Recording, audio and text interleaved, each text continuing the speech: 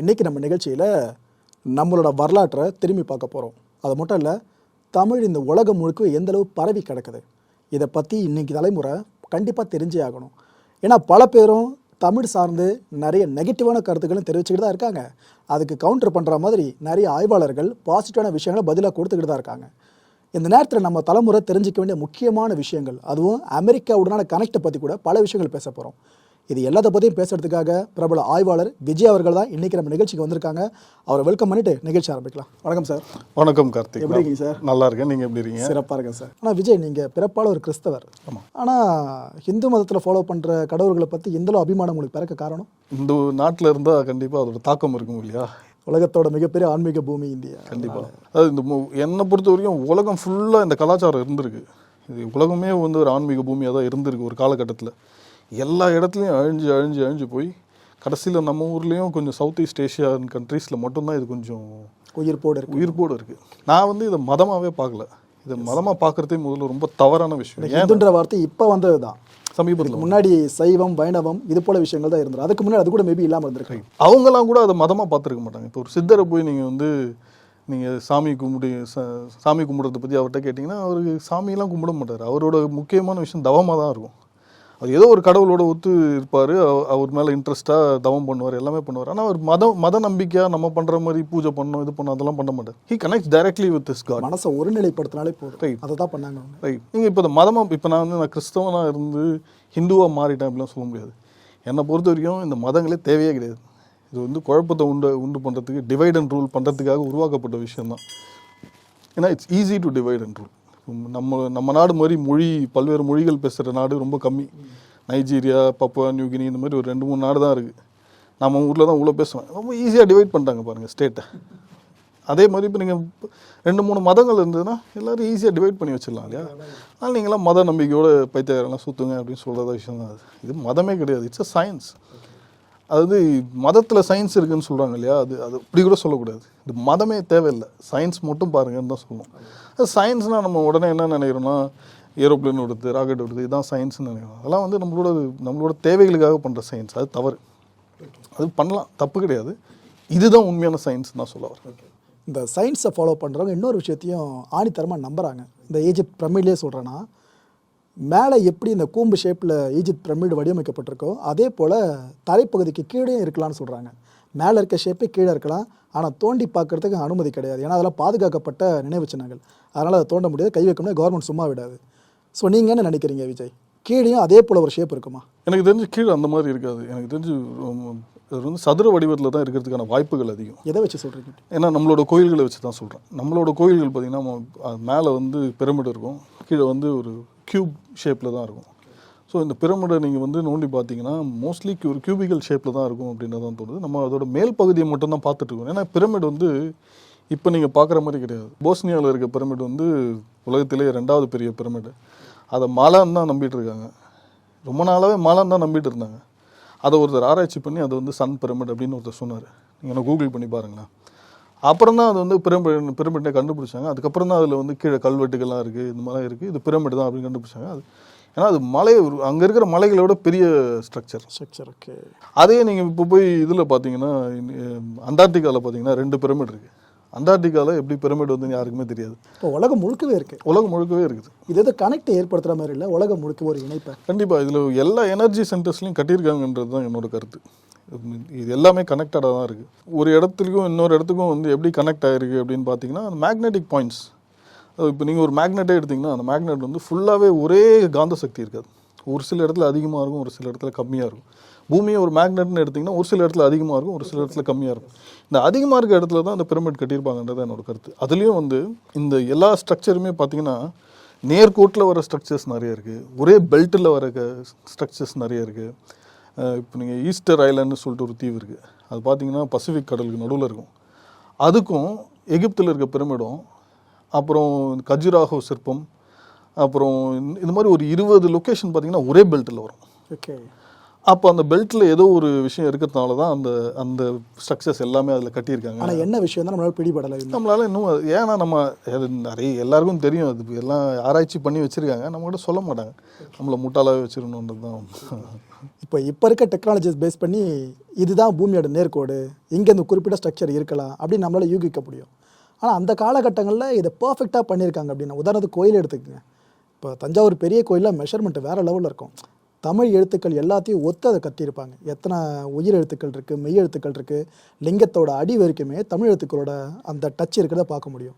அந்த காலகட்டங்களில் எதை வச்சு இப்படி பாயிண்ட் அவுட் பண்ணியிருப்பாங்க ஒன்றுத்தையுமே மெஷர்மெண்ட்லாம்? நீங்கள் கேட்ட கேள்வி சம்மந்தம் இல்லாத ஒரு பதில் சொல்கிறேன்னு நினைக்காதீங்க. இந்த கடந்த 400 வருடங்களில் நம்மளோட மனித கலாச்சாரத்தில் வந்து நடந்திருக்க விஞ்ஞான முன்னேற்றம் வந்து கடந்த 40,000 வருஷங்களில் நடக்கலைன்றது தான் உண்மையான வரலாற்று உண்மை. அதாவது மனிதன் வந்து நெருப்பு கண்டுபிடிக்கிறதுக்கு இத்தனை ஆயிரம் வருஷம் ஆச்சு, சக்கரத்தை கண்டுபிடிக்கிறதுக்கு இத்தனை ஆயிரம் வருஷம் ஆச்சு அப்படின்லாம் சொல்லலாம் இல்லையா. ஆனால் ரொம்ப குறுகிய காலகட்டத்தில் சக்கரம் கண்டுபிடிச்சி, வண்டியை கண்டுபிடிச்சி, அதுக்கப்புறம் கப்பலை கண்டுபிடிச்சி, அதுக்கப்புறம் இதெல்லாம் கண்டுபிடிச்சி, இப்போ வேறு ஒரு கிரகத்துக்கு போகிற அளவுக்கு இந்த ரொம்ப 400 வருஷத்தில் குறுகிய காலத்தில் வளர்ந்துருக்கு. நம்மளோட கான்ஷியஸ்னஸ் வந்து ரொம்ப ஃபாஸ்ட்டாக டெவலப் ஆகுது. அதுக்கு நிறைய காரணங்கள் இருக்குது. ஒன்று வந்து ஒரு ஒரு மிகப்பெரிய கனெக்டிவிட்டி இருக்குது. இப்போ உலகம் ஃபுல்லாக இருக்க எல்லா நாடுகளுமே பயங்கர ஷார்ப்பாக கனெக்ட் ஆகிருக்காங்க. இப்போ யூஎஸில் போய் பார்த்தீங்கன்னா எல்லா கம்பெனிலையும் இந்தியன்ஸ் தான் இருப்பாங்க. டெக்னாலஜி சம்மந்தமான கம்பெனிகள்லாம் இந்தியன்ஸ், சைனீஸ் தான் டாமினண்ட்டாக இருப்பாங்க.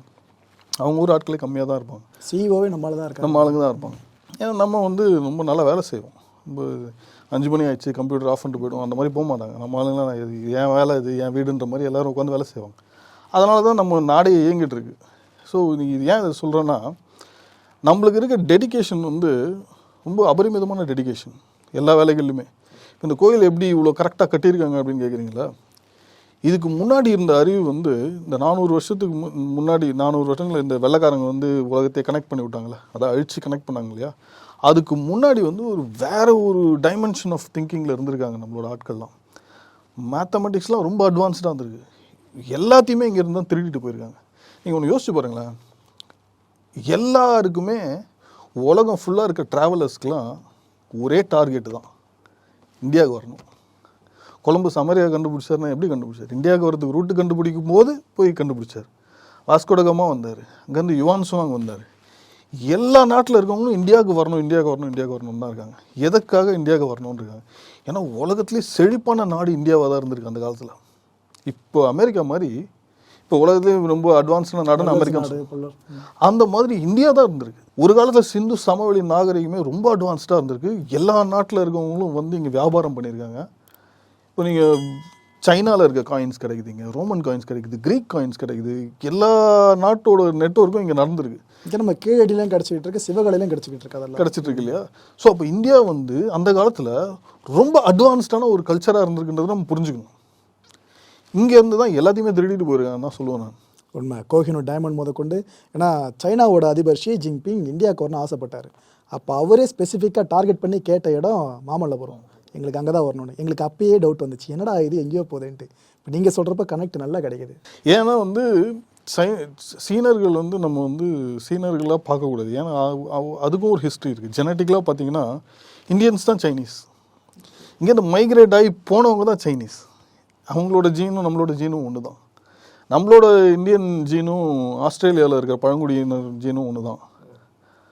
இங்கே விரும்பாண்டின்னு ஒருத்தரோட டிஎன்ஏ டெஸ்ட் பண்ணாங்க இல்லையா, அவரோட டிஎன்ஏ தான் ரொம்ப உலகத்துலேயே ரொம்ப பழைய. மேப் பண்ணும்போது அவுட் ஆஃப் ஆஃப்ரிக்கா தியரிக்காக மேப் பண்ணும்போது அவரோட டிஎன்ஏ இருக்கிறதுலே பழைய டிஎன்ஏ, அது வந்து ஆஃப்ரிக்காவில் இருக்கிற ஒரு இப்போ ஓல்டஸ்ட் டிஎன்ஏவோட கனெக்ட் ஆகுதுன்றத மேப் பண்ணி கண்டுபிடிச்சாங்க. இங்கே இருக்கவங்க தான் சைனாவுக்கும் போயிருக்காங்க. சைனாவுக்கு போய் பிரிஞ்சதுக்கப்புறம் அவங்க வந்து ஒரு தனி நாடாக அறிவிச்சு, இட்ஸ் அ பொலிட்டிக்கல் மேட்டர். ஆதி மூலம் நம்ம தான், இங்கே நம்ம தான். இல்லைனா நம்மளால் இந்த கனெக்ஷனே பார்க்க முடியாது. ஏன் கனெக்ஷனை பார்க்க முடியுதுன்னா, இங்கேருந்து ஒருத்தர் ஏன் தேவையில்லாமல் போய் சைனாவுக்கு போகணும்? அது வேறு நாடு தானே. இங்கேருந்து போதி தர்மத்தை எதுக்கு சைனாவுக்கு போகணும்? இங்கேருந்து புத்த மதம் எப்படி சைனாவுக்கு போச்சு? புத்த மதம் ஏன் அங்கே ரொம்ப பிரபலமாக இருக்குது? இதெல்லாம் யோசிக்கணும் இல்லையா. நீங்கள் சொன்னீங்களா கோஹினூர் டைமண்ட் திருடிட்டு போயிட்டாங்க. இந்த மெட்டீரியலிஸ்டிக் மேட்டர்லாம் கூட விட்டுருங்களா. தங்கத்தெல்லாம் திருடிட்டு போயிட்டாங்க, வயர் நகைகள், பெயிண்டிங்ஸ், இந்த மாதிரி சிலைகள்லாம் திருடிட்டு போயிட்டாங்கன்னு விட்டுருங்க. இவங்க அறிவு திருடல் நடக்குது இங்கே, இன்டெலெக்சுவல் தெஃப்ட். எஸ். மேக்ஸ் நம்மக்கிட்ட தான் எடுத்துகிட்டு போயிருக்காங்க. கேலண்டர் நம்மக்கிட்ட தான் எடுத்துகிட்டு போயிருக்காங்க. நீங்கள் வந்து டெய்லி கண்ணு மூச்சு பார்க்குறீங்க, பகல், அடுத்த நாள் நைட்டு தூங்குறீங்க, இருட்டு, இப்படியே போயிட்டே இருக்குது. இல்லை எந்த பாயிண்ட்லேருந்து எந்த பாயிண்ட்டு ஒரு வருஷம் நீங்கள் முடிவு பண்ணுறீங்க? நம்மளால கண்டுபிடிக்க முடியாது இல்லையா? மழை பெய்யும், வெயில் அடிக்கும், இதெல்லாம் நடக்கும். ஆனால் இதுதான் கரெக்டு, 365 நாளுக்கு சுற்றுது அப்படின்றது நம்ம ஏன்னா நவ கிரகங்கள் இருக்குது கோயிலில் பார்த்தீங்கன்னா. இதுவும் இல்லாமல் நவன்ற வார்த்தையை நம்ம திரும்ப திரும்ப பயன்படுத்திக்கிட்டு இருக்கோம். 9ன்றதை எல்லாத்தோட கால சக்கரம் மாதிரி நம்ம பார்த்துக்கிட்டு இருக்கோம். எல்லாத்தையும் நம்ம அப்பயே கண்டுபிடிச்சிருக்கோம். ஆனால் இப்போ நாமெல்லாம் முட்டாள்தனமாக தான் இருக்கும். ஒத்துக்கிற வேண்டிய உண்மைன்னு பார்த்தீங்கன்னா, அப்போ இருந்த அறிவோடு கம்பேர் பண்ணுறப்ப இப்போ நம்ம கொஞ்சம் பின்னாடி இருக்குமோன்னு தோணுது. ஏன்னா எல்லாருமே அப்போ நம்மளை பார்த்து வளர்ந்துருக்காங்க. இப்போ நம்ம மற்றவங்கள பார்த்து இவங்க மட்டும் எப்படி மேலே போகிறான்னு பார்த்துக்கிட்டு இருக்கோம். கசப்பான உண்மை அதுதான். ஆனால் நான் இது எதுக்காக சொல்கிறேன்னா, நம்ம நீங்கள் கேட்டிங்களே இது எப்படி கட்டினாங்க அப்படின்னு, கோயில்கள்லாம் எப்படி கட்டினாங்கன்னா, we had advanced mathematics, we had advance skills. நம்மளோட ஜாதி முறைகள் இருக்கு இல்லையா, அது வந்து ஜாதி சண்டைகள் வர வரைக்கும் ஜாதியில் எந்த பிரச்சனையுமே கிடையாது. ஜாதி சண்டைகளை அது மூட்டி விட்டதுக்கப்புறம் தான் ஜாதிகளுக்கெல்லாம் சண்டை வருது. இது என்னென்னா, ஒரு ஜாதியும் ஒரு எக்ஸ்பர்ட் ஆஃப் தேர் ட்ரேட். அவங்க அந்த ட்ரேடோட எக்ஸ்பர்ட். இப்போ பத்தர் இருக்காங்க, நகை செய்கிறவங்கன்னா அவங்களுக்கு நகையை பற்றி, தங்கத்தை பற்றி, மெட்டலர்ஜி, அது சம்மந்தமான விஷயங்கள் எல்லாமே தெரிஞ்சிருக்கும். அந்த அறிவு அந்த ஜாதியோடு தான் இருக்குது.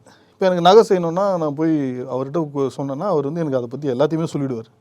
நாங்கள் எங்கேருந்து ப்ரொக்யூர் பண்ணலாம், எத்தனை கேரட்டில் பண்ணலாம், இது எல்லாமே சொல்லிவிடுவார். இப்போ அது கிடையாது.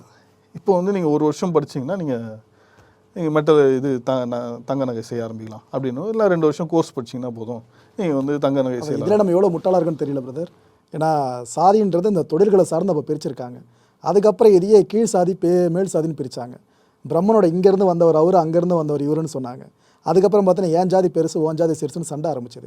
எங்கே ஆரம்பித்த ஒரு விஷயம் எங்கே வந்து நின்றுருக்கு பாருங்க. ஸோ இதில் என்ன ஆயிருக்குன்னா, இவங்க இந்த நாலேஜ் எல்லாம் நம்மகிட்ட திருடிட்டு நம்மளோட நாலேஜ் அழிச்சிட்டாங்க. ஸோ இப்போது ஒரு தாத்தா கிட்டேருந்து பேரனுக்கு வர வேண்டிய அறிவு வராமல் பண்ணிட்டாங்கன்றது தான் உண்மை. இதெல்லாம் பிளான் பண்ணி பண்ணியிருக்காங்க. கண்டிப்பாக பிளான் பண்ணி தான் பண்ணியிருக்காங்க. ஏன்னா யாழ்ப்பாணம் லைப்ரரி எரிஞ்சது கூட எதுக்கான உண்மை காரணம் இப்போ வரைக்கும் தெரியல. அவ்வளோ அரிய புத்தகங்கள் இங்கேருந்து ஓலைச்சுவடிகள் கூட பிரிட்டிஷ் காலத்தில் அழிக்கப்பட்டதாக சொல்லப்படும். அப்போ இது எல்லாமே பிளான் பண்ணி நடந்த ஒரு விஷயம். எல்லாமே பிளான் பண்ணி நடக்கிற விஷயங்கள் தான். நீங்கள் நல்லா யோசிச்சு பாருங்களேன். இப்போ வந்து நம்ம ஊரில் எத்தனை கோயில்கள் இருக்குது, அந்த கோயில்களில் வந்து இருக்கிற சிலைகள்லாம் எங்கே போச்சு? இப்போ இருக்கிறதே ஒரிஜினல் சிலையான்னு தெரியாது. கோயிலில் அந்த கோயில்கள்லாம் என் கண்ணு முன்னாடியே ஒரு 10 வருடத்தில் என் கண்ணு முன்னாடியே ஒரு 3 கோயில் அழிஞ்சு போச்சுன்னா இப்போ தரைமட்டமாக இருக்குது. அங்கே கோயில் இருந்ததுக்கான அடையாளமே கிடையாது. ஒரு காலபைரவர் கோயில் இருந்த இடம் அது ரொம்ப சக்தி வாய்ந்த இடம். அந்த இடத்துல I could feel the energy. அந்த கோயில் நான் ஃபஸ்ட்டு போய் பார்க்கும்போது அங்கே கோயில் இல்லை, மலை மேலே இருந்தது. நான் ஒருத்தட்ட கேட்டேன் ஏதாவது கோயில் இருக்கா அப்படின்னு. கீழே சிவன் கோயில் இருக்குது சார், மேலே காலபைரவர் கோயில் இருந்தது அப்படின்னாரு. அப்போது மேலே போய் பார்க்கலாமா அப்படின்னா, அது பாதி இருந்துச்சு சார், வேணால் போய் பாருங்கள் அப்படின்னாரு. போய் பார்த்தேன், அங்கே காலபைரவர் சிலை இருந்தது, கோயில் இருந்து எல்லாமே இருந்தது. அமெரிக்கா போயிட்டு திருப்பி வந்து பார்க்குறேன், அந்த கோயில் இல்லை. இப்போ அந்த கோயில் இருந்த தூணு எல்லாமே காண போச்சு. இப்போ இங்கே யாரோ வந்து சிலுவையை நட்டு வச்சுருக்காங்க. இப்போது இடம் மாறி போய் கம்ப்ளீட்டாக அழிஞ்சு போச்சு. இது யாருமே பார்க்க மாட்றாங்க. அந்த ஊர்க்காரங்களும் பார்க்க மாட்றாங்க, அந்த அந்த அரசு சார்ந்த ஆட்களும் பார்க்க மாட்டாங்க. யாருமே பார்க்காம அழிஞ்சு போகுது இல்லையா? நம்ம ஒரு குறுகிய காலகட்டத்தில் ஒரு 10 வருஷத்துலேயே அழிஞ்சு போச்சு இல்லையா? இதை மாதிரி எல்லாத்தையுமே தொடர்ந்து அழிச்சிட்டு தான் வராங்க. ஏன்னா நம்மளோட பொட்டன்ஷியல் ரொம்ப ஜாஸ்தி. யோசிப்போம், 130 கோடி பேர் இருக்கும் நம்ம நாட்டில். 130 கோடி பேரும் சாப்பிட்றாங்க, எல்லாருமே இருக்க இடம் இருக்குது. பசினால் யாருமே சாப்பிட்றது கிடையாது. இலவசமாக உணவு கொடுக்கறதுக்கு பல இடங்கள் இருக்குது. இது எந்த நாட்டிலேயாவது உங்களால் எதிர்பார்க்க முடியுமா? மக்கள் தொகை கம்மியாக இருந்தாலும் வாய்ப்பில்லை. செழிப்பான நாடு இது. இதை வளர விட்டாங்கன்னா உலகத்திலே ரொம்ப பவர்ஃபுல்லான கண்ட்ரின்னு நம்ம கண்ட்ரி தான் மாறிடும். மேன் பவர்லேயே நம்ம தான், நேச்சுரல் ரிசோர்ஸஸ்லேயே நம்ம தான். மெயின்ஸ் என்ன? சாப்பாடு தானே. விவசாயம் தான் நம்மளோட இது. உலகத்துக்கே சாப்பாடு போடலாம். நம்ம இங்கேருந்து ஒரு ஸ்டேட்டில் டெவலப் பண்ணுற அக்ரிகல்ச்சரை வச்சு உலகத்துக்கே நம்ம சாப்பாடு போடலாம். ஆனால் நம்மளை வளர விட மாட்டாங்க. இன்னும் அவங்களோட கட்டுப்பாடு தான் வச்சுருக்காங்க. நாம் இண்டிபெண்ட்டாக இன்னும் மாறல. வேர்ல்டு பேங்க் கிட்ட லோனுக்கு எதிர்பார்த்துக்கிட்டு அப்படி தான் போயிட்டுருக்கு. கேட்குறப்ப எனக்கு ஆதங்கம் தான் பிறக்குது விஜய்.